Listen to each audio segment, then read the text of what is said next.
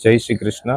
मारू नाम जितेन दत्ताणी है અને હું પરમાર પરિવારનો જમાઈ રહું છું અને આજ રોજ શૈલેષભાઈ ગોવિંદભાઈ પરમાર તથા નેહલબેન શૈલેષભાઈ પરમારના પાર્થિવ દેહને અમે આજ સિવિલ હોસ્પિટલ ખાતે એમના ડીએનએ મળી ગયા એટલે આજ અમે અમારા નિવાસ સ્થાને લઈ આવી અને એમની અંતિમ વિધિની ક્રિયા અત્યારે કરી રહ્યા છીએ। ધન્યવાદ। કેવો સહયોગ રહ્યો હતો, કેટલી વાર લાગી? સહયોગમાં તો એટલું સારી વસ્તુ પ્રશાસને કરી છે કે તમે માનવતા જે કહેવાય એ માનવતાનું એક રૂપ ત્યાં જોવા મળ્યું છે।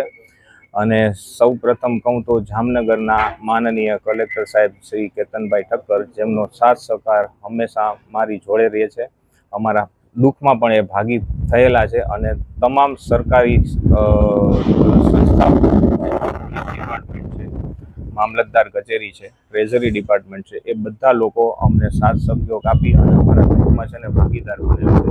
તો અમારું દુઃખ છે એ અત્યારે ઘટી રહ્યું છે। આ સાથે અમારા સાંસદ શ્રી બેન શ્રી પૂનમબેન, જેમનો અવિરત અને કન્ટિન્યુઅસલી અમારી સાથે સંપર્કમાં રહ્યા, સ્ટેપ બાય સ્ટેપ અમને માહિતી આપી, અમને આશ્વાસન આપ્યું કે તમારે કશું ડરવાની જરૂર નથી, પૂરું તંત્ર તમારી જોડે છે। અને અહીંથી મામલતદાર સાહેબ અમારી જોડે આવ્યા, જામનગરના જીજી હોસ્પિટલમાંથી પણ અમને એમ્બ્યુલન્સ અહીંથી અમદાવાદ ખાતે મોકલી અને પાર્થિવ દેહને લઈ આવવા માટે આપેલી અને એસ્કોર્ટ સાથે પોલીસ ડિપાર્ટમેન્ટ છે એ ખડે પગે અમારી સાથે રહ્યું। તો અમને એ સમયે એક કપરો સમય હતો કે ત્યાંથી અમે અહીંયા અમારા પાર્થિવ દેહને લઈ આવીએ તો એ દુઃખદ સમય હતો। એ દુઃખદ સમય અમદાવાદથી જામનગર ક્યારે પાર થઈ ગયો એ અમને કશું ખ્યાલ જ નથી આવ્યો। તો બધાને હાથ જોડી અને અમે એમનો ખૂબ ખૂબ આભાર માનીએ છીએ। અમારા દુઃખમાં સહભાગી થયા એ બદલ ખૂબ ખૂબ આભાર। અને મીડિયા કર્મચારી, મીડિયા ભાઈઓ છે જે અવિરત ઈચ્છતા હતા કે કંઈક માહિતી મળે। જ્યારે આ બનાવ ઘટના બની ત્યારે અમને પણ ખબર નથી કે શું ઘટના બની છે અને અમે તુરંત જ અહીંથી અમે અમદાવાદ જવા પહોંચી ગયા અને પછી અમને ખ્યાલ આવ્યો કે આ શું થઈ રહ્યું છે।